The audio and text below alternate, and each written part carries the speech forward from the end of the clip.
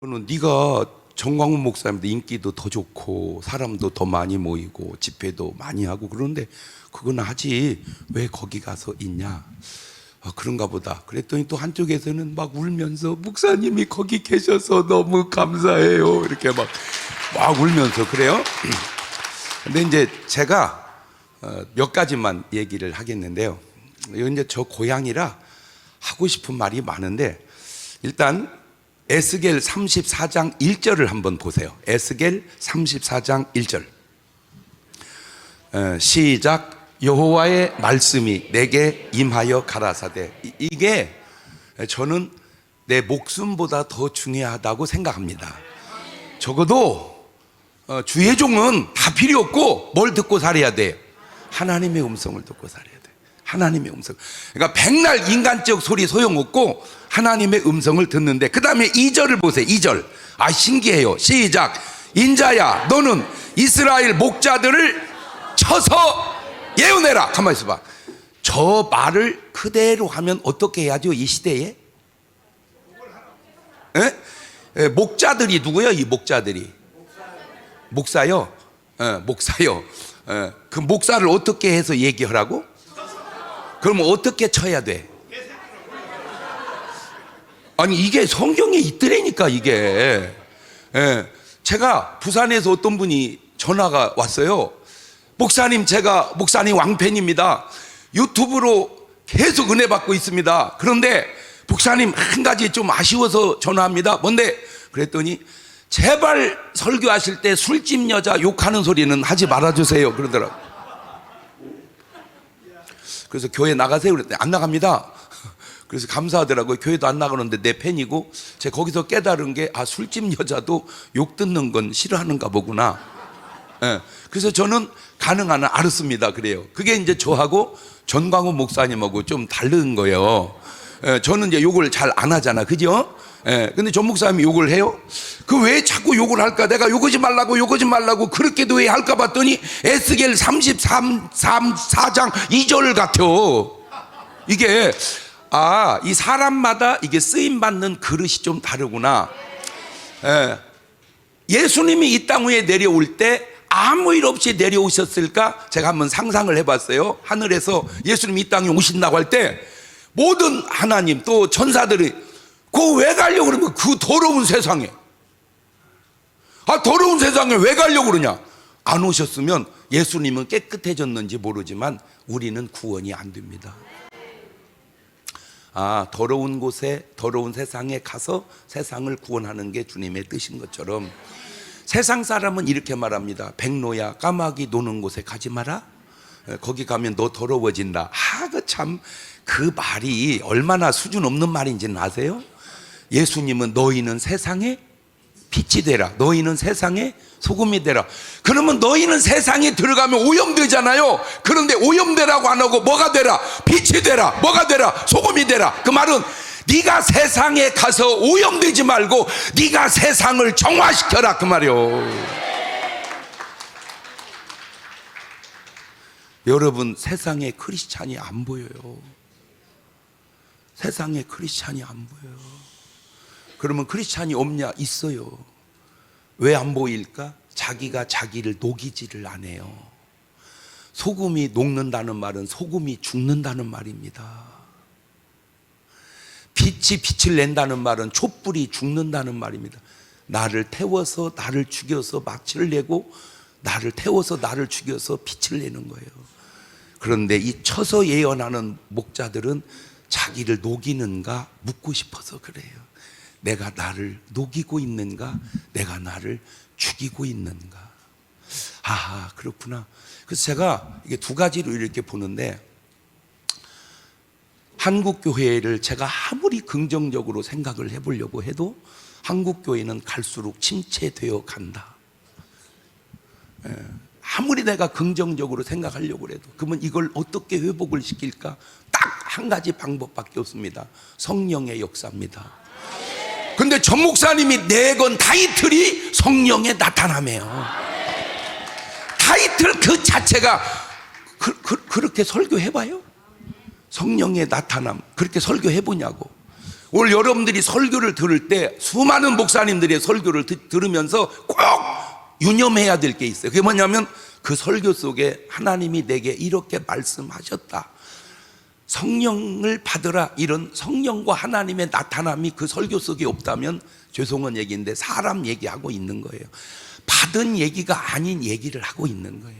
그래서 제가 뭘 봤냐, 아하, 그래, 욕은 좀 그렇지만 근데 제가 그것도 좀 안타까운 게, 자, 강도가 십자가에 매달려 달릴 때 누가복음 23장 39절을 가보세요.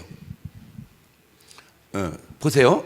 달린 행악자 중 하나는 뭐하여 가로되, 비방을 합니다. 누구를? 예수를. 그래서 네가 그리스도가 아니냐, 너와 우리를 구원하라. 제가 저거를 계속 묵상하다가 이런 생각이 드는 거예요. 저 강도가 십자가에 죽으면서 비방만 했을까?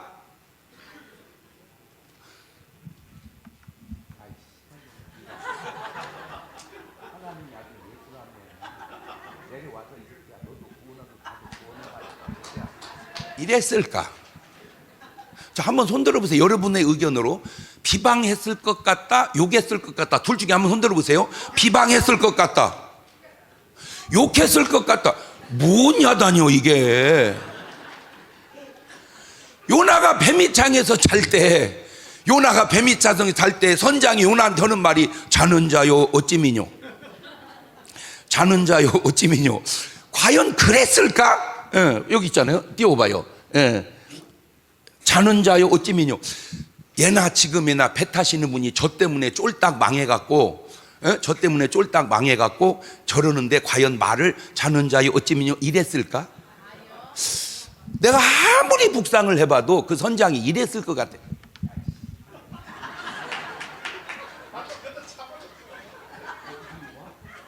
했을까?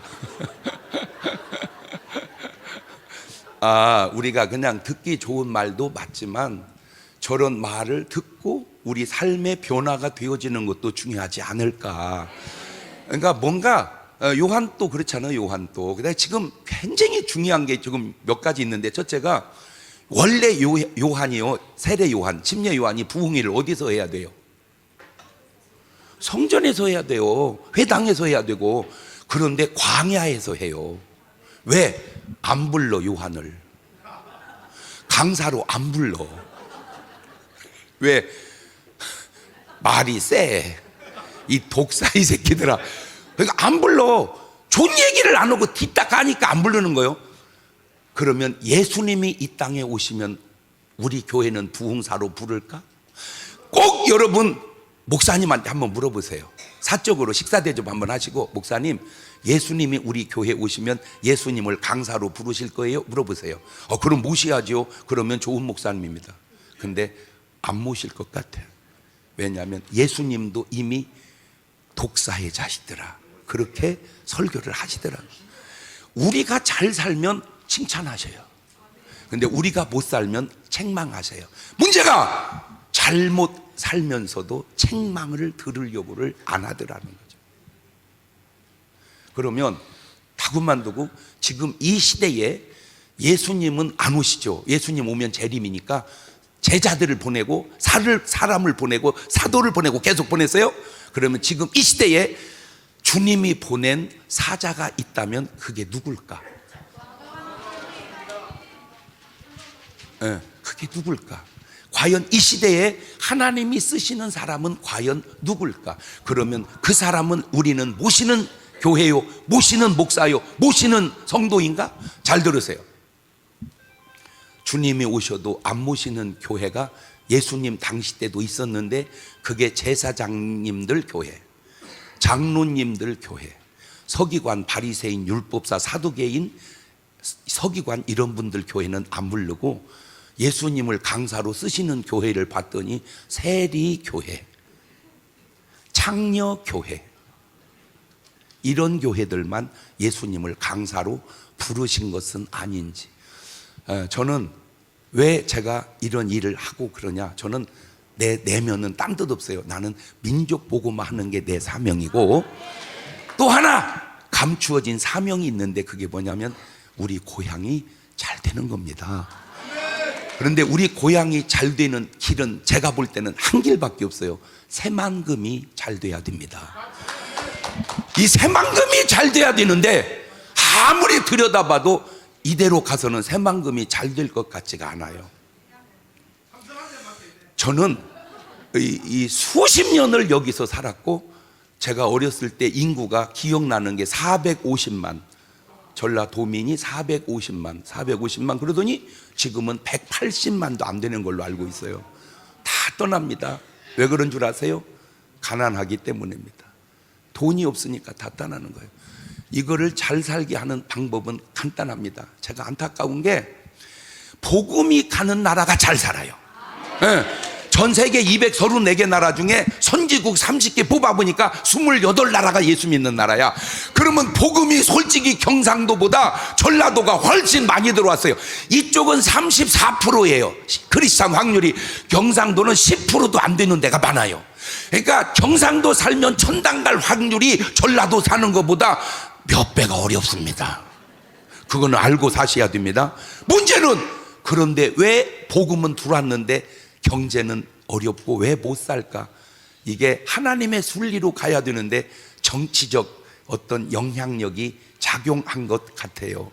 난 진짜인지 모르는데 내가 들은 말로 전라도 못 사는 데는 경상도 잘 사는 데보다 6배가 못 산다고 그러더라고요. 자, 수십 년 동안을 우리는 야당을 했고 계속 그렇게 부르짖어서 지금도 하고 있는데 그 결과가 이게 뭔가? 그래서 저 개인적으로는 차라리 그냥 야당하지 말고 다 들어가자, 여당으로. 그래서 나라를 균형 발전하게 하는 게 더 낫지 않을까, 제 개인적인 생각이에요. 그래서 우리도 좀 잘 살게, 야당에서 잘 살게 아무리 노력하려고 해도 이게 잘 되는가? 차라리 여당 안에 들어가서 같은 여당이니까 우리도 좀 잘 살게 합시다, 이게 더 나을까? 이게 지금 제가 헷갈리는 거예요, 이게. 예. 그래서 딴 뜻 없다, 우리도 좀 잘 살게 해줘라. 아산은 행편없는 도시였습니다. 천안은 좋은 도시였습니다. 그런데 아산에 삼성이 들어왔습니다. 갑자기 아산이 뜨기 시작하는데 천안에서 아산을 욕심내가지고 합하자, 아산과 천안을 합하자 그랬어요. 그러니까 아산에서 현수막을 딱 붙였어요. 지는 천안, 뜨는 아산, 합할 이유가 없다. 언제부턴가 아산이 굉장히 좋아졌어요. 그런데 우리 고향은 뭐가 있죠? 새만금은 그냥 막아놓은 땅이요. 뭔가가 들어와야 돼요. 뭔가가 들어와야 돼. 큰 기업 하나만 들어와도 도시가 살아요. 이걸 어떻게 할 건가? 꼭 저는 우리가 어떻게 하든 저는 원하는 뜻은 민족 복음하고, 더 나아가서 또 밑에 감춰인 또 하나의 뜻은 나라가 그렇게 크지도 않으니까, 조그마한 나라니까 지역의 균형 발전을 해서 서로 잘 살게 한다면 그러면 더 좋지 않을까? 예, 그 일을 위해서 어떻게 해야 할까 기도하는 가운데, 제가 밖에서만 계속 하는 것보다 이 안에 들어와서 하는 것이 하나님의 어떤 인도함 같아서 요걸 좀 얻어먹더라도 들어와서, 예, 지금 부흥하는 그 부흥이, 저 지금도요 막 지금 용인에 부흥이 갔다가 또 대전에 내려가서 새벽 예배하고 또 부흥이 갔다가 또 오늘은 또 어디 천안 갔다가 막 내일은 또 어디 수원 갔다가 막 계속 다니다가도 시간 내서 여기 왔어요 지금. 예. 왜? 어쨌든 두 가지, 민족 복음화를 이루게 하고 평화적인 남북 통일을 이루게 하고 지역 균형 발전을 이루게 하자. 할렐루야. 감사합니다.